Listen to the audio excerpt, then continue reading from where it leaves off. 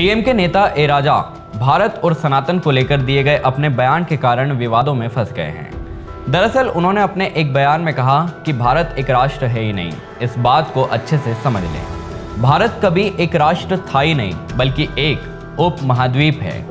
नमस्कार, मैं दीपक विश्वकर्मा और स्वागत है आपका यूबी मीडिया की पेशकश सियासत नगरी में, जहां हम आपके लिए लाते हैं सियासत की गलियारों की वो खास खबरें जिनसे आप अनजान हैं। बीजेपी और हिंदुत्ववादी विचारधारा वाले नेताओं को तो छोड़िए, डीएमके की सहयोगी पार्टी कांग्रेस भी इस बयान की निंदा कर रही है कड़े शब्दों में। लेकिन क्या राजा ने पहली बार सनातन धर्म को लेकर कुछ विवादित बयान दिया है?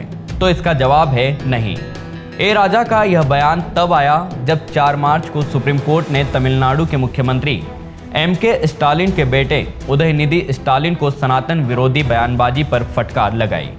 चलिए थोड़ा फ्लैशबैक में चलते हैं। सितंबर 2023 में एमके स्टालिन के बेटे और मंत्री उदयनिधि स्टालिन ने अपने भाषण में सनातन धर्म की तुलना डेंगू, मलेरिया और कोरोना महामारी से की थी। पूरे देश भर में इस बयान को लेकर खूब बवाल मचा था। उनके खिलाफ तब केस भी दर्ज किया गया था। लेकिन दक्षिण भारत के राज्यों के कई नेताओं ने उदयनिधि स्टालिन के बयान का समर्थन भी किया था, जिसमें एक नाम था ए राजा का। राजा ने स्टालिन से एक कदम आगे बढ़कर बयान दिया। उन्होंने सनातन धर्म की तुलना HIV बीमारी से भी की थी। अब आपके मन में भी सवाल आया होगा कि ए राजा के सनातन धर्म को लेकर इतने विरोधी तेवर क्यों हैं? तो इसका सीधा सा जवाब है कि ये विचारधारा सिर्फ ए राजा की नहीं, बल्कि पूरी डीएमके पार्टी की है। वो कैसे? इसका पूरा इतिहास हम आगे बताएंगे। पहले कुछ बयान देख लीजिए।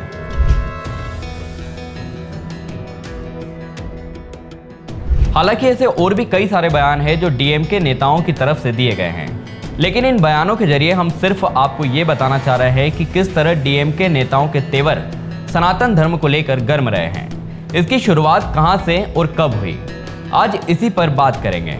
दरअसल डीएमके पार्टी की इस विचारधारा की शुरुआत तब हुई जब मद्रास में 20वीं सदी की शुरुआत में ब्राह्मणों और गैर ब्राह्मणों के बीच राजनीतिक, सामाजिक और आर्थिक फर्क काफ़ी ज़्यादा हो गया, और ऐसे में जन्म हुआ जस्टिस पार्टी का, एक गैर ब्राह्मण खास तौर पर पिछड़े समुदायों के हितों का प्रतिनिधित्व करने वाला पहला राजनीतिक दल।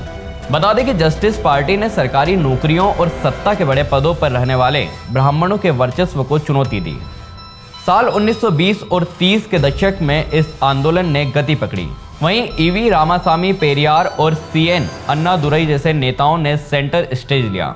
आंदोलन के साथ स्वदेशी और स्वाभिमान की भावना बढ़ा, मसलन संस्कृत की जगह तमिल भाषा के इस्तेमाल की वकालत की जाने लगी। साल 1938 में जस्टिस पार्टी और पेरियार का आत्मसम्मान आंदोलन साथ में नत्थी हो गए, जिसके बाद 1944 में एक नया संगठन बनाया गया, द्रविड़ कड़गम, जो एक ब्राह्मण विरोधी, कांग्रेस विरोधी और आर्य विरोधी दल है।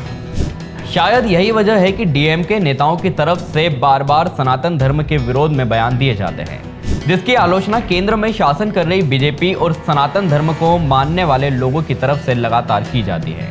चाहे वो करुणानिधि हो या स्टालिन या फिर ए राजा, सनातन को लेकर लगातार उनका तेवर आक्रामक रहा है, और ऐसा माना जाता है कि ये उन्हें अपने राजनीतिक गुरु CN अन्नादुरई और वैचारिक आदर्श पेरियार से विरासत में मिला है।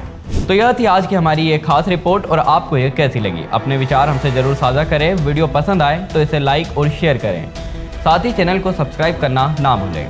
सियासत नगरी आपके लिए लाता रहेगा आगे भी ऐसी ही और सियासी खबरें। तब तक के लिए धन्यवाद।